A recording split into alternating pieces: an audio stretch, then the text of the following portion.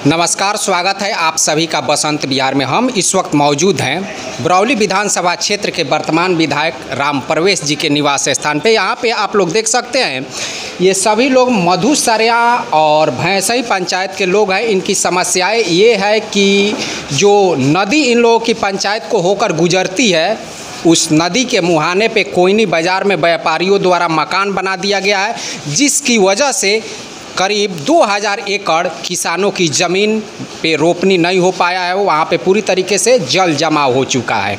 अब ये सभी लोग स्थानीय विधायक श्री राम प्रवेश जी के पास पहुँचे हुए हैं, अपना जो शिकायत है उसे लेकर। अब हम इनसे बात करते हैं कि ये उस शिकायत का निवारण किस तरह से करते हैं। सर, क्या कहेंगे इन किसानों की जो शिकायत है? नहीं जी, देखिए समस्या तो ध्यान में आई है जी।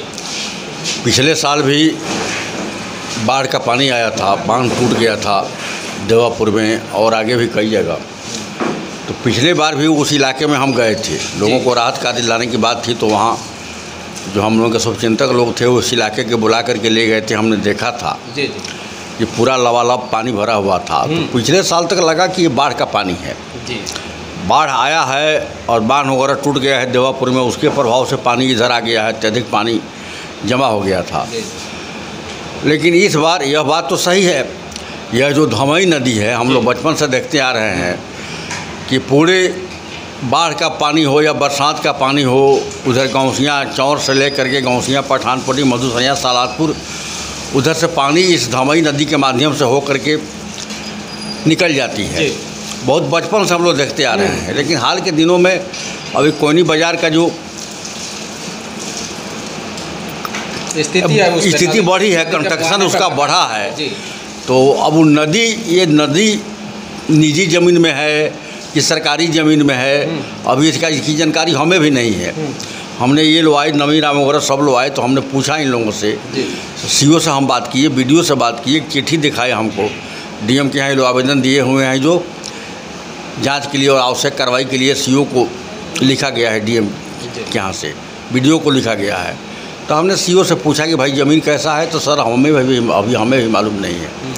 लेकिन हम लोग बात करेंगे, प्रशासन से बात करेंगे, डीएम से लेकर के सीओ तक, बीडीओ तक, सबसे बात करेंगे कि अगर यह ज़मीन सरकारी है, सार्वजनिक ज़मीन है, तो जो लोग भी चाहे वो मकान का या कुछ भी दीवार का निर्माण किए होंगे तो वो तो उनको तोड़ना पड़ेगा और जाम हटवा करके पानी का निकासी कैसे होता कि चूँकि हज़ारों एकड़ फसल की बात है।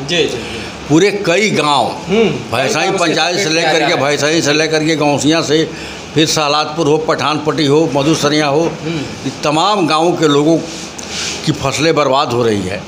तो निश्चित रूप से हम लोग का प्रयास रहेगा कि अगर कंस्ट्रक्शन ज़्यादा हो गया है तो उसको तुड़वा करके, ज़मीन अगर निजी भी हो तो ज़मीन मालिकों से आग्रह करके, बातचीत करके समस्या का समाधान हम लोग कैसे कराएंगे, इस दिशा में मैं भी प्रयास करूंगा और मैं अथक प्रयास करूंगा। अभी मैं फिर जा रहा हूं, सीओ बीडीओ से एक राउंड की बात हो जाएगी। आज से कल तक मैं डीएम से भी फिर बात करूंगा कि भाई समस्या का समाधान कराया जाए। समय सीमा इन लोगों को आप बताएं। समय सीमा अभी तो 2-3 दिन पहले यह समस्या मेरी जानकारी में आई है।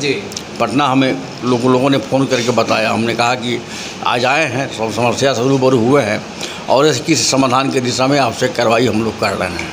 जी, चलिए, यहाँ पे जो विधायक जी हैं इन लोगों को ये आश्वासन दे रहे हैं कि जितनी अति शीघ्र हो सके, कम से कम समय लेते हुए जो इन लोगों की समस्याएं हैं उसका जो निवारण है उसको जल्द से जल्द कर लिया जाएगा। अब ये देखना है कि ये जो आश्वासन है कब तक धरातल पे उतर पाता है।